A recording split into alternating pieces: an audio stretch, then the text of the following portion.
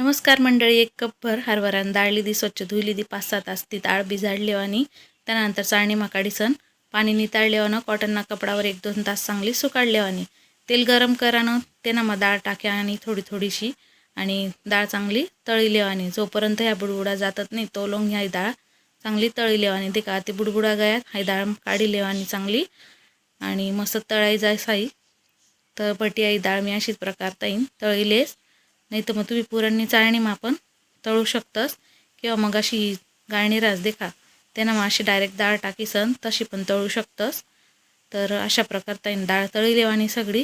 ताटमा काढी लेवानी पेपरवर सगळी डाळ तळाई गई का त्यावर चौपुरतं मीठ टाकानं, थोडं काळं मीठ पावडर टाकानं, चाट मसाला टाकाना पाव चमचाभर सगळं आणि अर्धा चमचा लाल तिखट टाकी राहिनू सगळं मिक्स करीसन आपली चटपटीत कुरकुरी चना डाळ तयारशी कशी वाटणी कमेंट करा। चॅनलला तेवढं जाता पटपट सबस्क्राईब करा।